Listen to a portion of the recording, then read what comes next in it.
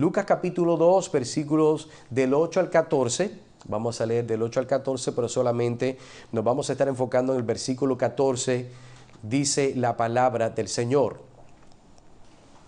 En la misma región había pastores que estaban en el campo, cuidando de su rebaño durante las vigilias de la noche, y un ángel del Señor se les presentó, y la gloria del Señor los rodeó de esplendor, y tuvieron gran temor. Pero el ángel les dijo: no teman, porque les traigo buenas nuevas de gran gozo que serán para todo el pueblo, porque les ha nacido hoy en la ciudad de David un Salvador, que es Cristo el Señor. Y esto les servirá de señal: hallarán un niño envuelto en pañales y acostado en un pesebre. De repente apareció con el ángel una multitud de los ejércitos celestiales, alabando a Dios y diciendo: gloria a Dios en las alturas, y en la tierra paz entre los hombres en quienes Él se complace. La idea principal, si Dios lo permite en este día, vamos a estar hablando y viendo que el anuncio del advenimiento se enfocó en la gloria máxima de Dios, la cual establecería paz en la tierra con los que el Padre eligió para que su Hijo redimiera y diera vida eterna. Repito de nuevo, el anuncio del advenimiento se enfocó en la gloria máxima de Dios, la cual establecería paz en la tierra con los que el Padre eligió para que su Hijo redimiera y diera vida eterna. Esa sería, como quien dice, la idea principal de lo que vamos a desarrollar en el día de hoy. El bosquejo como tal es muy sencillo. Tenemos solamente un verso. Traté de verdad de cortarlo en 3 partecitas, porque imagínense, tiene que haber 3 partes, dice alguien por ahí. La primera parte vamos a ver el anuncio de gloria, donde nos dice gloria a Dios en las alturas, digamos la parte A. El segundo encabezado sería un anuncio de paz, la sección B, donde nos dice y en la tierra paz. El tercer encabezado sería un anuncio de salvación, donde vemos el resto del verso: entre los hombres en quienes Él se complace.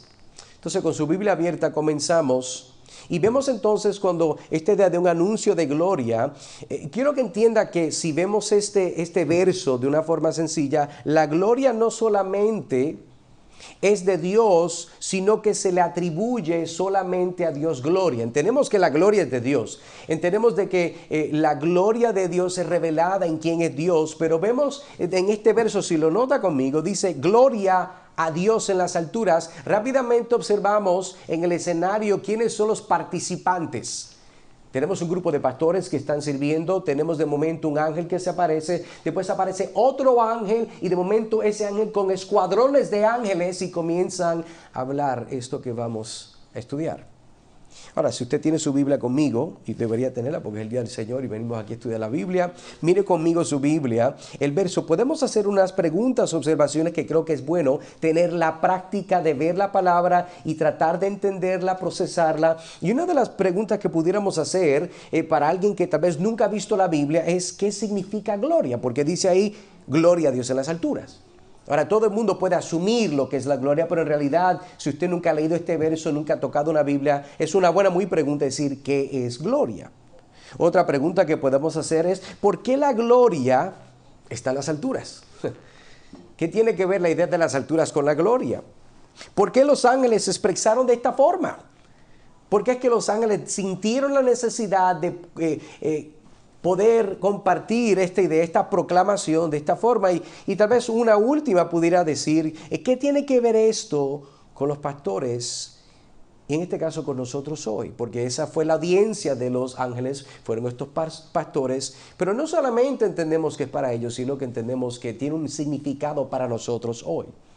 Ahora, la gloria de Dios, este obviamente sería el bosquejo. Quiero que entonces que entendamos en nuestro primer encabezado vamos a ver esta idea de lo que es la gloria de Dios. Ahora, la gloria de Dios es como describimos el efecto sumo de todos los atributos de Dios: gracia, verdad, bondad, misericordia, justicia, conocimiento, poder, eternidad. Todo lo que es Dios, eso es lo que Él es. Y por tanto, la gloria de Dios es intrínseca, es decir, es tan esencial para Dios como la luz lo es para el sol, como el azul lo es para el cielo, como lo húmedo lo es para el agua.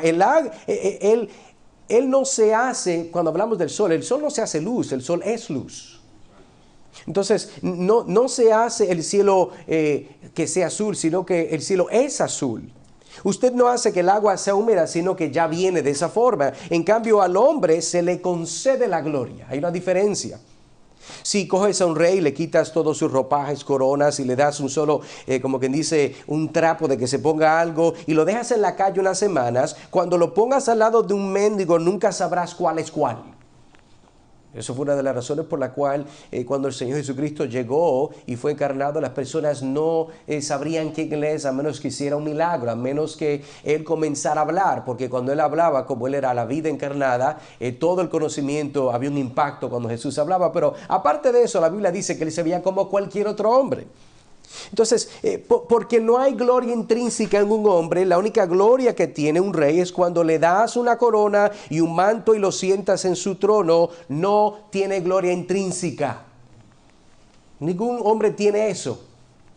Y esa es la cuestión, la única gloria que tienen los hombres se le es concedida. Toda autoridad que cualquier hombre en el mundo puede tener se le ha concedido, comenzando por Dios. Hermano, ¿cómo es posible? Tan malos que son los presidentes, los gobernadores, pero la Biblia dice que esas personas darán cuenta a Dios, mas sin embargo su autoridad es una que es dada por Dios. Entonces la gloria que es de Dios es suya en su esencia. No puedes quitarle la gloria a Dios porque la gloria es su naturaleza. No se puede tocar su gloria, no se le puede quitar, no se le puede añadir, es su ser. Eso es algo muy interesante y hasta ciertos niveles más allá de lo que podemos entender, porque este concepto no es uno que podemos calcular, no podemos verificar, aunque entendemos la palabra de Dios es verdad en toda su totalidad, pero la idea de quién es Dios es algo que siempre será muy difícil y hasta cierto nivel imposible de entender, porque Dios no es como nosotros y nosotros definitivamente no somos como Dios. Entonces, si vemos, por ejemplo, la definición y el uso de la palabra gloria, la palabra hebrea gloria significa peso, una palabra sencilla, lo que es pesado y sustancial, mientras que la palabra en el Nuevo Testamento griega, la palabra gloria, está hablando de algo que es inmaterial, algo que significa esplendor, luz, brillo.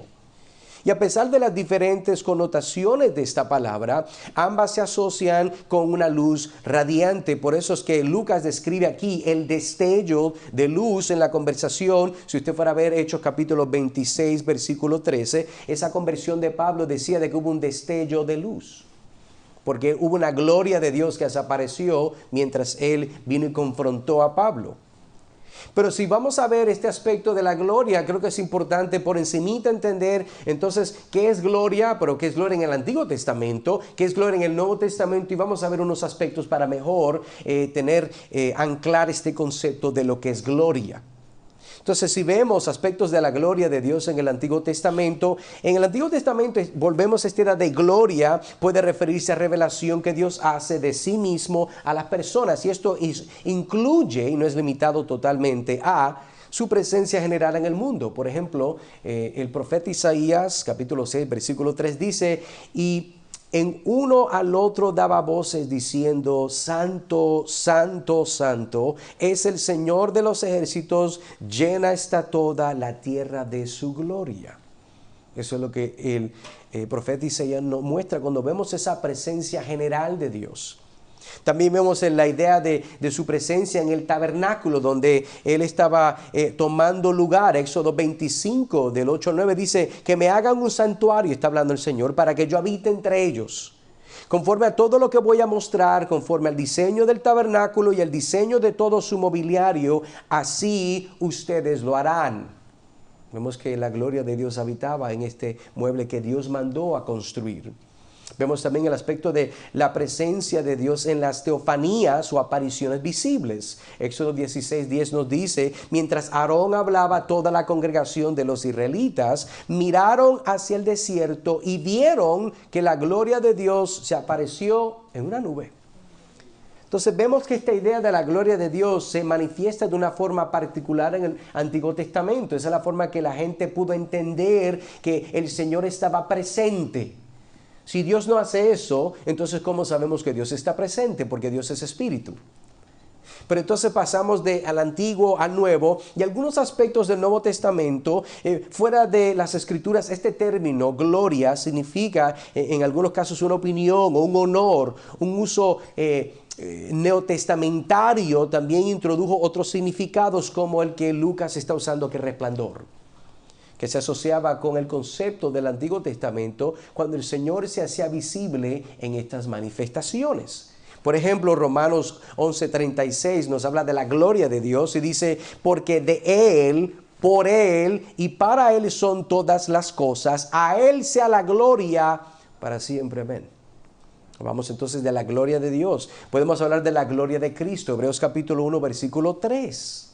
Él es el resplandor de su gloria y la expresión exacta de su naturaleza, y sostiene todas las cosas por la palabra de su poder. Después de llevar a cabo la purificación de los pecados, el Hijo se sentó a la diestra de la majestad en las alturas.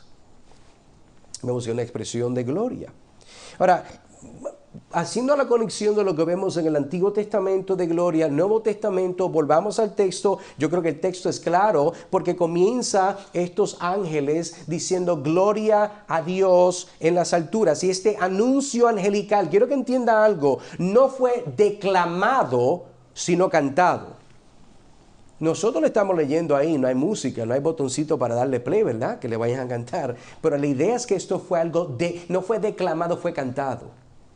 Cantado porque fue un himno de expresión la cual está atribuyendo gloria a aquel que había llegado. Usted se acuerda, uno de estos himnos que cantamos en la Navidad, es un nombre latín donde se dice Gloria in excelsis Deo, que está hablando de gloria a Dios en las alturas. De ahí viene ese concepto. Y lo que hace que este himno sea diferente de los demás es que fue entonado por un coro de ángeles. Hay muchos himnos que nosotros cantamos que fueron escritos por teólogos, ¿verdad? Salmistas, el himnario de Israel. Pero en este caso, este himno tan corto, tan preciso, fue uno que fue interpretado, fue cantado por ángeles. Y no era un himno que surgía de la tierra, sino un himno que descendía del cielo.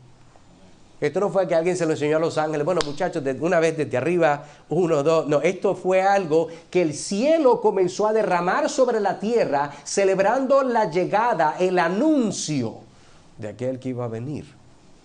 Entonces, por esta razón, esta idea de la gloria ofrece una revelación más plena de la verdadera gloria divina de Jesucristo. Dios, Hijo, siempre había gozado de la adoración de los ángeles. Es algo muy particular. Esta comunión trinitaria siempre tenía una amistad, una intimidad que no se podía separar. Los ángeles siempre, aún al día de hoy, adoran a Dios. Sobre eso la Biblia dice, santo, santo, santo.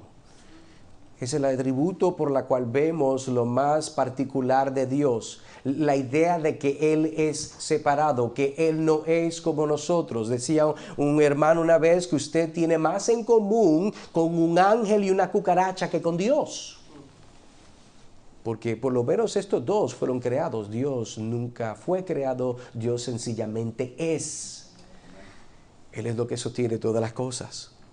Entonces, desde la eternidad pasada, esas criaturas, hablando de los ángeles, sin pecado, le habían adorado con alabanzas perpetuas. Pero ahora Dios enviaba a su Hijo al mundo, donde sería despreciado, donde sería rechazado hasta la muerte por la salvación de una raza perdida y totalmente caída. Esta era la demostración más gloriosa que Dios había hecho jamás de su gracia, jamás. Hasta este momento esta es la expresión más alta. Y sabe que, por tanto, era justo que recibiera los mayores elogios. Entienda algo, todo el Antiguo Testamento estaba apuntando a este momento. Por eso es que en este momento algo grande sucede. No todo el mundo participó de esto, sino que esto fue llevado, dirigido, ¿verdad?, por estas huestes angelicales. Y hablando de esta idea de elogios y esta idea de J.C. Ryle dice, ahora ha llegado el más alto grado de gloria para Dios por la aparición de su Hijo Jesucristo en el mundo. Él, por su vida y muerte en la cruz, Glorificará los atributos de Dios, justicia, santidad, misericordia y sabiduría, como nunca antes fueron glorificados. Porque hasta este momento, estos aspectos de Dios, había una limitación para poder ser visto porque no había forma de manifestarlos. Sabía que uno de los conceptos mientras estaba estudiando surgió este tema o este encabezado, este título, pudiéramos decir, y me llamó la atención porque no había escuchado la idea de que nosotros desde nuestro nacimiento somos ladrones de gloria. Ladrones de gloria, sí, ladrones de gloria. Números capítulo 20, versículo 10 al 11 dice: y Moisés y Aarón reunieron al pueblo ante la peña. Y él les dijo: oigan, ahora rebeldes, ¿sacaremos agua de esta peña para ustedes? Entonces Moisés levantó su mano y golpeó la peña 2 veces con su vara y brotó agua en abundancia y bebió el pueblo de sus animales.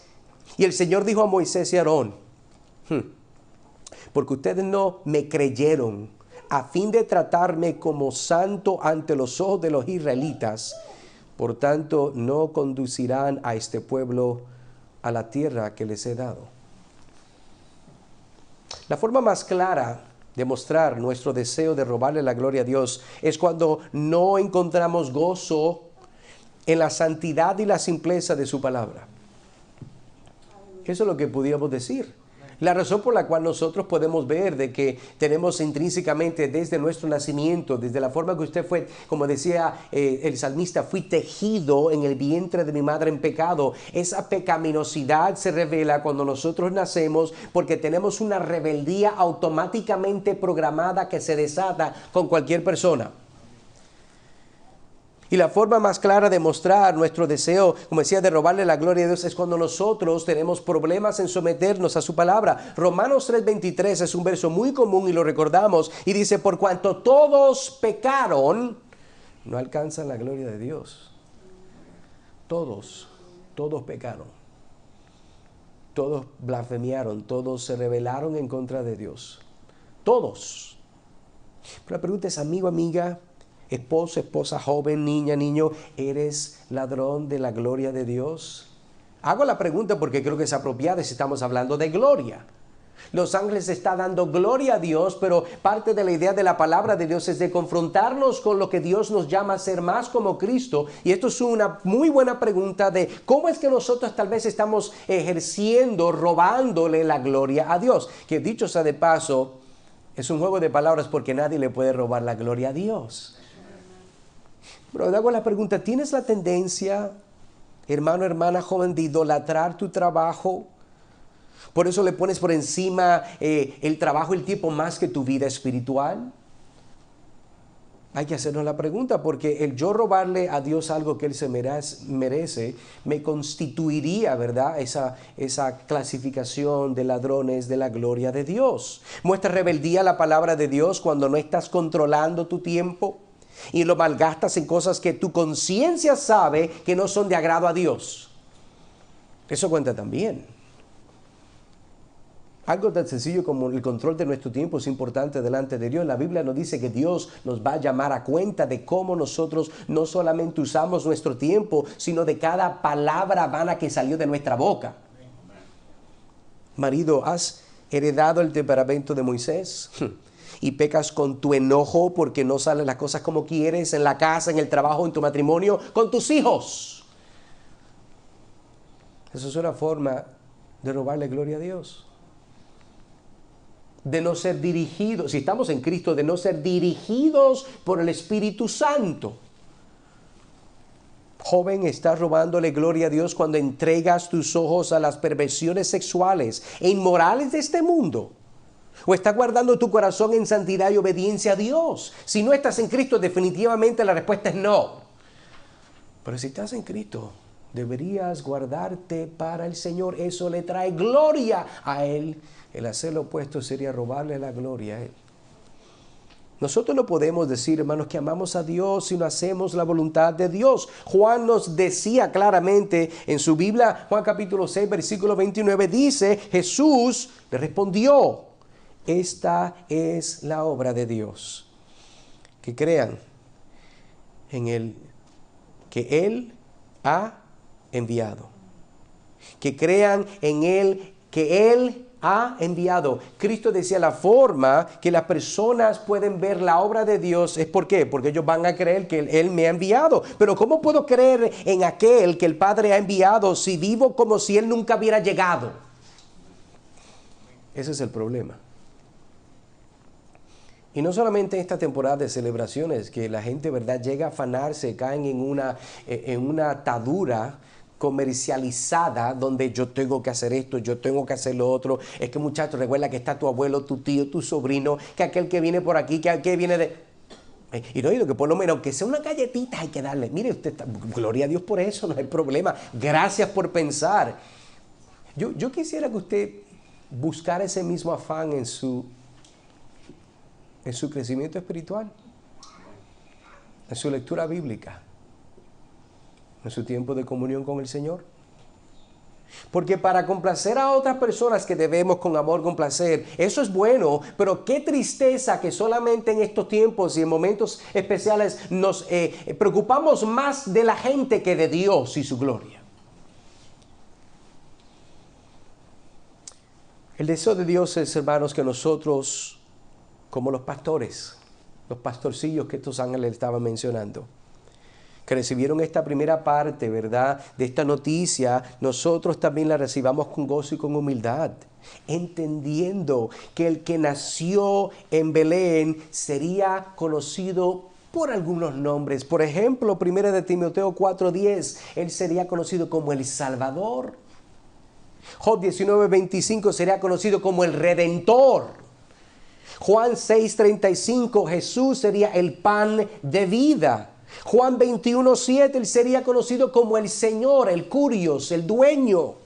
Isaías 40:28, él es conocido como el Creador. Apocalipsis 1:8, él es el Alfa, el Omega. 1 de Juan 2:1, el abogado, el que intercede por nosotros delante del Padre. Juan 3:2, él es el Maestro por excelencia. Este era la persona a la cual los ángeles se aparecieron para dar la gran entrada, para anunciar finalmente que llegó aquel que podría cambiar la situación por la cual todo el Antiguo Testamento estaba apuntando. Eso entonces nos llevaría a nosotros a nuestro segundo encabezado, que sería entonces un anuncio de paz. Un anuncio de paz. Mire, con su Biblia abierta vemos ya entonces, cubrimos gloria a Dios en las alturas. Y entendemos de que, ¿verdad?, mientras vimos ese aspecto de que está dando, está poniendo lo más alto. No es literalmente que se ponga en una montaña, un avión. No, estamos hablando que la gloria que se le atribuye a Dios es la más alta. Y es lo que estaban diciendo. Ahora vemos en este anuncio de paz, continúa y dice, y en la tierra paz. El encabezado no es difícil, es un anuncio de paz. Y vemos aquí que la gloria de Dios manifestada abrió camino a una verdadera paz. Algunas observaciones, quiero que mire el verso conmigo. Podemos hacernos la pregunta, ¿por qué este himno menciona la paz? De tantas cosas que podía hablar, ¿por qué habla de la paz? Porque hace un contraste con la altura de la gloria de Dios y en la tierra paz. ¿Cuál es la razón de ese contraste? ¿Por qué? ¿Cuál es el origen de esta paz de la tierra? Porque si hay paz en la tierra, ¿de dónde viene? ¿Cómo llegó? ¿Quién la trae? Me da gracia porque se dice que algunos de los efectos secundarios de una persona que está recibiendo tratamientos para pelear el cáncer son los siguientes. Estos son algunos. Caída de cabello, náusea, vómitos, problemas para pensar y recordar las cosas, dolor físico en su cuerpo, coágulos de sangre, entre muchos otros más efectos secundarios. Ahora, para una persona con cáncer no hay nada que causa más alegría que escuchar cuando alguien comenzó una terapia o tratamiento experimental y por la gracia de Dios esa persona llega al punto de ser sana y libre totalmente de esa batalla en contra del cáncer. Eso aquí se celebra. Y gloria a Dios por eso, y de cualquier enfermedad. Pero ahora imagínese ¿cuánto más grande es el gozo? ¿Cuán más grande sería la alegría, regocijo y contentamiento inmesurable? Sería que ese mismo amigo familiar, después de haber compartido la buena noticia de cómo Dios obró en su vida, esa persona viene y le dice, ¿verdad? Hermanito, hermanita, te quiero dar este sobrecito. Y cuando tú vienes y abres el sobrecito ¿verdad? Abres el papel, lo miras en tu mano y dice las palabras, ahora te toca a ti. He pagado todos los gastos habidos y por haber hasta que seas libre del cáncer. Pues eso es algo grande. O sea, no solamente tú pudiste tener y experimentar algo que fue la obra de Dios. Ahora, aunque no me garantizas el final, pero me estás dando esperanza. El poder del anuncio, hermano, de estos ángeles, cuando hacemos la conexión, es que ellos presentaron estos pastores, los cuales el mundo veía como los nadie de la sociedad, fueron los que a Dios le plació que fueran los recipientes de tal grata, profunda, inesperada y atónita declaración de este coro de ángeles. Ellos cantaron los versos hermosos y más llenos de esperanza que estos pastores jamás hubieran escuchado. Paz. No puedo comenzar a imaginarme cómo pudo ser esa experiencia cuando me pongo a pensar y estoy leyendo este verso. No puede, mi mente se tranca escuchar escuadrones de ángeles mientras anunciaban la llegada de Dios y Creador, los cuales ellos adoraban antes de que llegara a ser un hombre en el vientre de María. Me imagino que fue como tal vez escuchar, pues estamos en la temporada de la Copa Mundial. Y gloria a Dios que ustedes son cristianos y van a la iglesia y no se quedaron viendo la Copa Mundial. O sencillamente lo grabaron, igualmente son bienaventurados. Pero me imagino que tal vez sería, y esto es algo muy, muy leve, imagínense un estadio lleno totalmente de toda la fanaticada y de que todos juntos comiencen a cantar cuán grande es Él. ¡Wow! Pero con pasión, con fuerza, con convicción. Y al mismo tiempo me imagino que tal vez esas personas, mientras estos pastores escuchaban estos escuadrones de ángeles cantando, se sintieron escalofrío porque no podían sostener algo tan grande que habían experimentado. No podían jamás haberse imaginado tal experiencia y no tendrían otra más hasta que pudieran ver al Señor Jesucristo.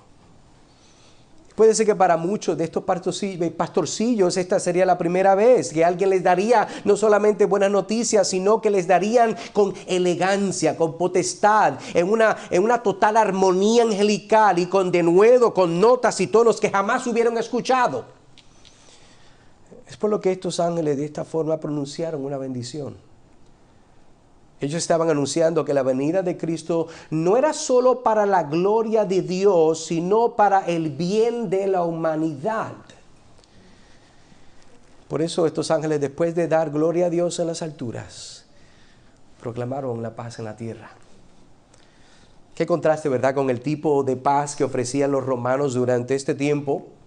La historia comenzó con un decreto de César Augusto que nos recuerda que esta era la época de lo que se llama la Pax Romana, la paz de los romanos. Cuando los romanos alababan a menudo a su emperador por traer esa paz a la tierra, eso es parte de la historia. Ellos adoraban a su emperador porque ellos mantenían la paz, mantenían todo leve, parecía que todo estaba bajo control, todo el mundo tenía de qué comer, todo el mundo tenía para pasear, todo el mundo tenía lo necesario para vivir. Y la gente adoraba a su emperador porque él mantenía la paz. La diferencia es que esta paz tuvo un coste espantoso. ¿Cómo? Sí. Las naciones fueron subyugadas y saqueadas. Los pueblos esclavizados, los pobres oprimidos. Sí hubo paz y prosperidad para unos, pero para otros hubo miedo y pobreza. Porque el César solo concedía la paz mientras fuera compatible con los intereses del imperio y con el mito de su propia gloria. Así es como había paz. Si a mí me gusta, si a mí me conviene, te la voy a dar. Y si a mí me da la gana tenerla, al costo tuyo te la voy a quitar. Incluso aquellos que tenían paz exterior en la época romana no tenían descanso para sus almas. Es por lo que un famoso filósofo estoico se llamaba Epicteto, la cual fue un contemporáneo de Lucas en el mismo tiempo, decía lo siguiente. Él decía, aunque el emperador pueda dar la paz de la guerra en la tierra, es incapaz de dar la paz de la pasión, el dolor y la envidia. no puede dar la paz del corazón, que el hombre anhela más incluso que la paz exterior. El emperador tampoco menos podría ofrecer la paz con Dios, que es la más importante y necesaria. Entonces hubo un misionero hablando de esta idea, de este verso que estamos viendo, particularmente estamos, ¿verdad?, en las instalaciones de Wycliffe, y él estaba tratando de lidiar con este aspecto de la traducción de este verso, pero en este sistema o en este mundo en esta civilización no había lenguaje, y mientras desarrollaban el lenguaje, este concepto de paz no encontraban la palabra correcta. Entonces él tenía un reto para comunicar este texto. El término paz era especialmente difícil porque no había ningún equivalente en la lengua local. Pero con la ayuda de uno de sus ayudantes, finalmente dio con una traducción que captaba el corazón de este versículo. Esto fue lo que escribió: Dios en el cielo es tan bueno. Así que la gente vive en este mundo. Si el corazón de Dios está contento con ellos, ya no tienen miedo. Ya no tienen miedo. Esa era la forma que ellos entendían cómo es esta idea de paz. Su miedo ha desaparecido. Este es uno de los resultados más grandes, hermanos, hermanas, del nacimiento de nuestro Señor y Salvador. Cuando nos acercamos a Dios mediante la fe en Jesucristo, tenemos una verdadera paz, la cual no es temporera, sino eternal. No termina hoy ni termina mañana, sino es para siempre. No siempre obtenemos todo el beneficio de esa paz. Yo sé que esa es la parte que más nos molesta. Sí, hermano, pero imagínense, pero esa paz parece que nunca llega, porque siempre, decían en Puerto Rico, si no es dinga, es mandinga, si no es esto, es lo otro. Hermano, pero usted está comparando, usted está clasificando la paz de Dios en unas formas que no son correctas. La paz de Dios no es porque tiene o no tiene. No siempre obtenemos todo el beneficio de esa paz, pero a medida que confiamos en Él, Él nos da paz. No necesitamos estar ansiosos por el futuro, no necesitamos tener miedo de lo que piense la gente, no necesitamos intentar resolver nuestros problemas por nuestra cuenta, no necesitamos preocuparnos por cómo Dios proveerá para nosotros. Ese es el problema de la gente hoy. No necesitamos desesperarnos si perdemos lo que amamos. Todo lo que necesitamos es confiar en Dios y Él nos dará paz. Permíteme darte unas categorías, las cuales son los efectos de ser poseedores de la paz de Dios. Número 1, la paz de Dios nos da libertad de no preocuparnos. O sea, nos pone en un estado de liberación de la ansiedad y la agitación interior. ¿No es este el problema de la gente hoy? Ellos lo llaman otra cosa. Ay, que tengo ansiedad. Y déjeme decirle una cosa. Yo le decía, un tiempo no muy lejano atrás, yo experimenté esto. Pero no leve como yo me lo imaginaba. Yo tenía una caricatura de esto en mi mente. Pero la gente tiene ansiedad, de todo tiene ansiedad. Yo me acuerdo una vez estaba en mi cama pensando en los quehaceres y sentí una presión, un peso, como unas ansias. Y yo estoy en mi cama acostado, yo no estoy en ningún momento de verdad de estrés, dice el americano, estoy tranquilo. Y fue lo más horrible, se me subió las palpitaciones, ¿verdad? Siri comenzó a gritar en el reloj, ¿estás bien? ¿Estás bien? Y yo, estoy bien, no voy bien. Raro. No había comido mal, ¿verdad? Para la gente que le hace, pues después que se metieron 20 tacos y 4 tazas de arroz. Entiendo por qué le va a pasar, pero no, ese no fue el caso mío. El punto es de que entiendo esta idea de ansiedad. Romanos 15:13 dice, y el Dios de la esperanza los llene de todo gozo y paz en el creer, que abunden en esperanza por el poder del Espíritu Santo. Esta paz nos quita esa ansiedad. La paz de Dios nos da la habilidad de reconciliar. Entonces su paz nos provoca un estado de reconciliación entre las personas. Colosenses 1:20 dice, y por medio de Él reconciliar todas las cosas consigo, habiendo hecho la paz por medio de la sangre de su cruz, por medio de Él. Un tercer aspecto de lo que esta paz nos brinda a nosotros es de que la paz de Dios nos convierte en pacificadores. Escuche bien, pacificadores. No cobardes, no confundan las dos. No son lo mismo. Una persona que restablece la paz entre las personas, alguien que trabaja por la paz. Mateo 5:9 dice, bienaventurados los que procuran la paz, decía Jesús, pues ellos serán llamados hijos de Dios. La paz. Entonces obviamente eso nos lleva. Vemos la gloria de Dios, vemos entonces la paz y entonces llegamos, como quien dice, a nuestro tercer encabezado. Vemos esta idea de un anuncio de salvación. No es un anuncio solamente de gloria, un anuncio glorioso. No fue solamente el segundo aspecto, que es un anuncio de paz, sino que vemos que es un anuncio de salvación. El verso lo dice claro, gloria a Dios en las alturas y en la tierra paz entre los hombres en quienes Él se complace. Note que ahora viendo esta parte del verso podemos hacer varias preguntas. Póngase en el hábito de hacerle preguntas al texto para que lo estudie. ¿Quiénes son estos hombres? ¿Por qué no nos dicen? ¿Y qué causa que Dios se complazca? Eso es lo que dice ahí. En quienes Él se complace. ¿Y cuál es el beneficio para el mundo de que Dios se complazca en estos hombres? En otras ocasiones he mencionado la idea que a mí me fascinan los niños y me fascinan ver cómo ellos disfrutan la Biblia. Aunque a veces, ¿verdad?, me irritan, porque es la verdad. Algunos, ¿verdad? Pero eso no es problema, eso nos pasa a todos, eso es nuestro orgullo. A mí me gusta ver cómo los niños disfrutan ¿verdad?, la vida, cómo juegan. Por ejemplo, en el caso de mi hijo le gusta jugar los Legos, mi hija le gusta pintar, colorear, ¿verdad? Me fascina verlos involucrándose en esas cosas. Y en otro caso también le gustan los deportes, hacen artes marciales y tal vez en algún día se van a involucrar en lo que son torneos, sea de baloncesto, de fútbol, lo que sea, no importa. Hoy en día, hablando de torneos, es muy común hoy en día de que la gente entre en estos torneos de Xbox y los juegos, que si PlayStation, ¿verdad?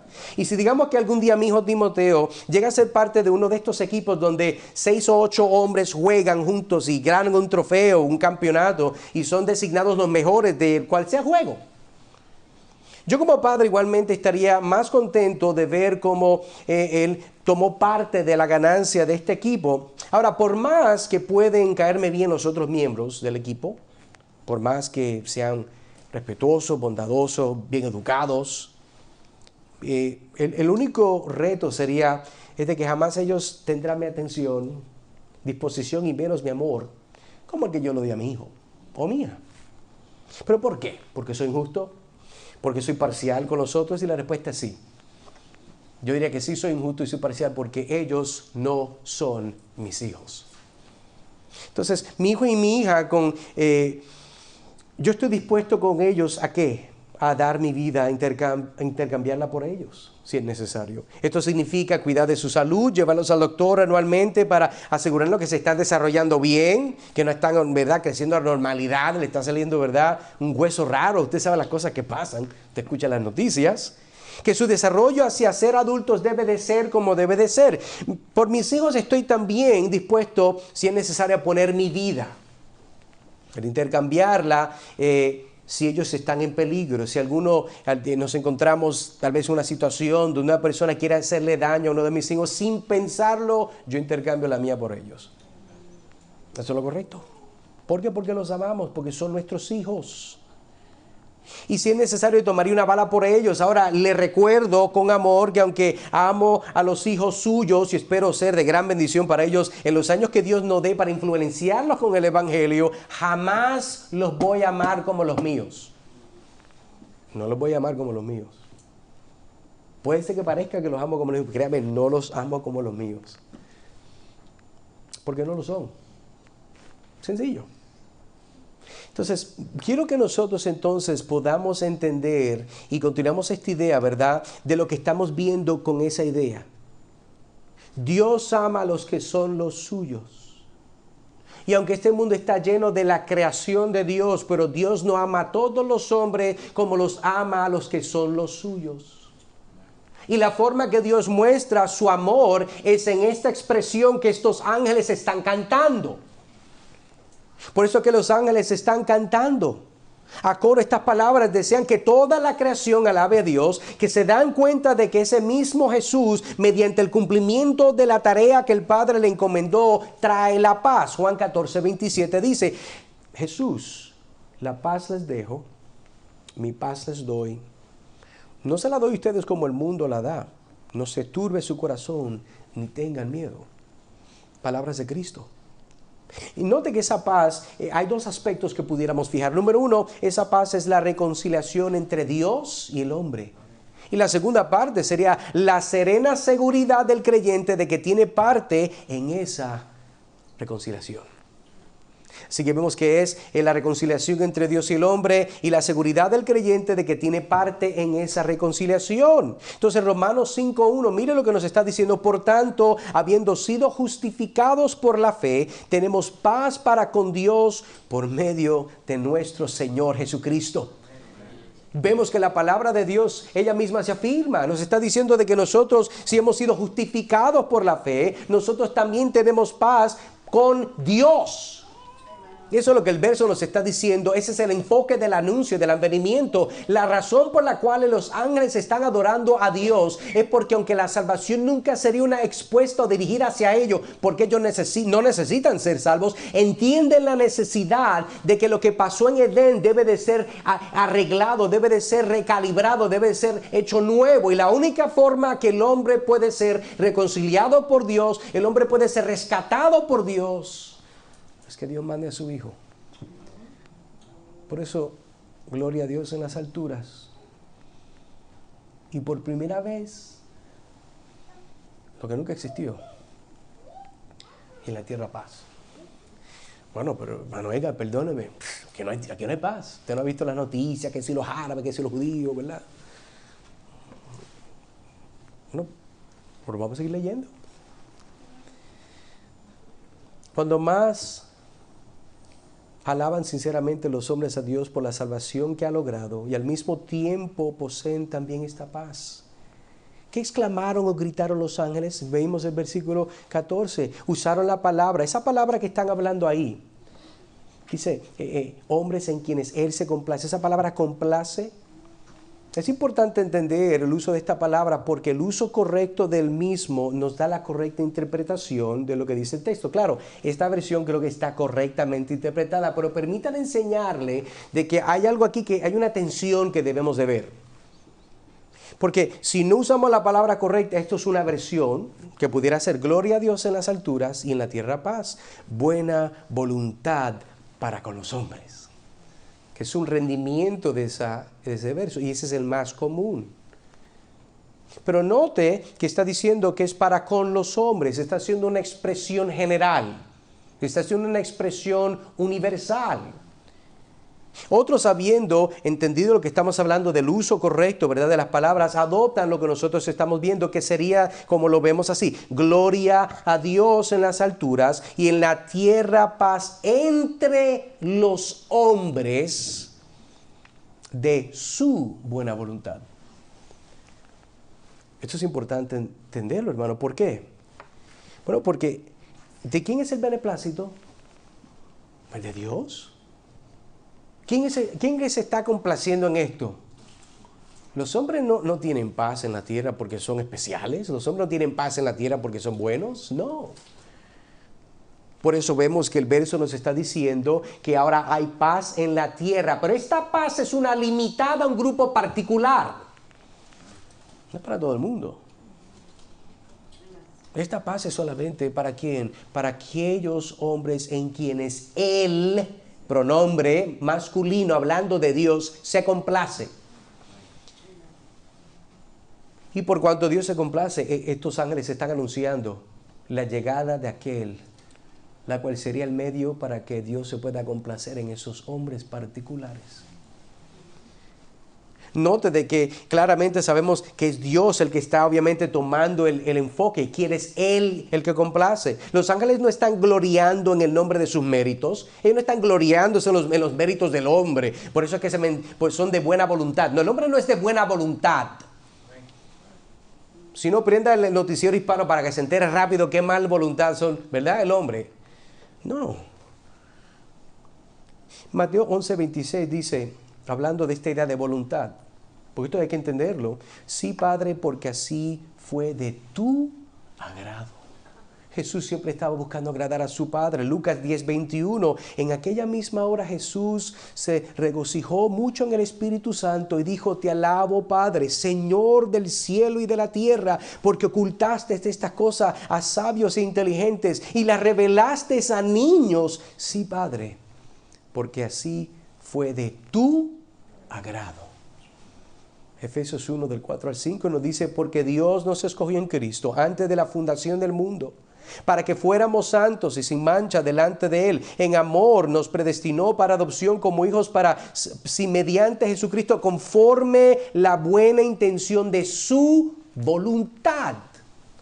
Entonces, amigo, amiga que estás aquí, porque Dios te ha traído para no solamente recordarte de que Cristo vino y nació, sino de que nació para morir por los pecados de aquellos que se arrepintieran y fijaran su fe en Él. Una fe total, una fe completa, una fe puesta en el Cristo que murió en el Calvario. Así que, amigo, amiga, si tú no estás en Cristo Jesús, no te has arrepentido de tus pecados, te tengo malas noticias.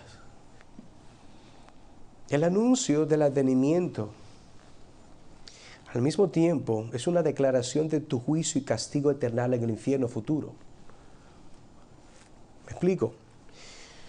Marcos 10:45 nos dice: porque ni aun el Hijo del Hombre vino para ser servido, sino para servir y para dar su vida en rescate por muchos. Por eso se anunció el advenimiento, porque Él vino para hacer el rescate de muchos. ¿Te recuerdas cuando hablé del cáncer, verdad? Y enseñé la foto y estamos hablando de cómo una persona se sentiría tan regocijada de ser libre de tan malicia, ¿verdad? Macabra enfermedad. Escucha esto que dijo Jesús en Lucas 5, 31 y 32.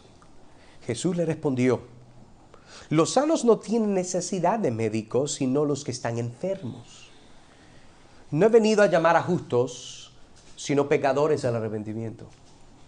En otras palabras, si no puedes ver el cáncer de tu pecado, amigo, hermana, de nada vale que tú celebres la llegada de Cristo en un humilde pesebre. De nada vale.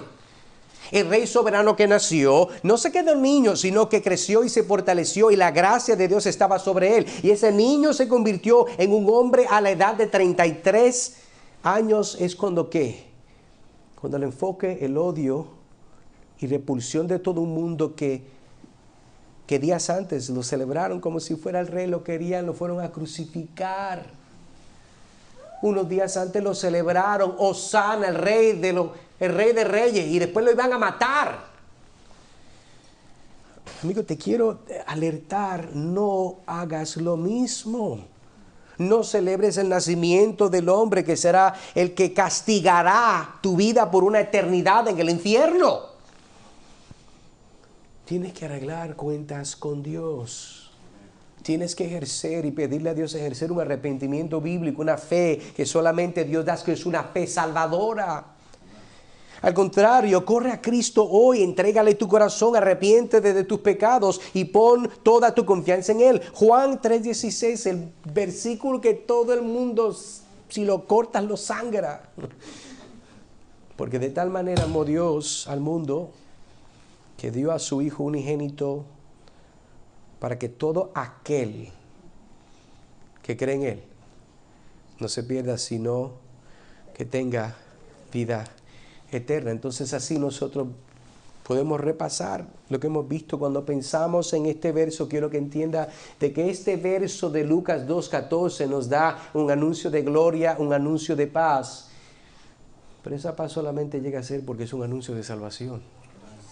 Así que, hermanos, que Dios nos ayude y nos libre para nosotros continuar viviendo los que estamos en Cristo para la gloria de su nombre. Pero, amigos, si tú no estás en Cristo, tienes que correr a Él. Hoy es el día de salvación. Hoy es el día donde Dios te llama que dejes todas tus porquerías, sueltes todo y corras a Él. Tírate a la merced de Cristo, al pie de la cruz. Porque Él es fiel para salvar. Él es fiel para perdonar. Y aún para hacerlo con tu vida en el día de hoy. Oremos. Trino Dios y Padre Celestial, Padre, te damos gracias por este tiempo, te damos gracias por tu palabra, te damos gracias, Señor, por tu paciencia, pero gracias por esta expresión, este escenario, Señor, de estos ángeles de estos ángeles que vinieron a hablar con estos pastores y le revelaron, le declararon la gloria de tu Hijo unigénito que llegó al mundo para traer paz. Para traer paz, tú ofreces paz, tú ofreces perdón, tú ofreces, Señor, reconciliación. Ayuda a aquellos que no te conocen, que nosotros podamos apuntarlos a ti. Que nuestras vidas no sean una piedra de tropiezo para ellos, sino que los impulse al Creador, al Redentor, a nuestro Señor Jesucristo. Señor, ayúdanos para recordar en este tiempo donde hay mucha amenaza de codicia, recordar que nosotros te amamos y debemos ejercer un contentamiento en lo que nos has dado para tu gloria. Pedimos esto en el nombre de Cristo Jesús. Amén y amén.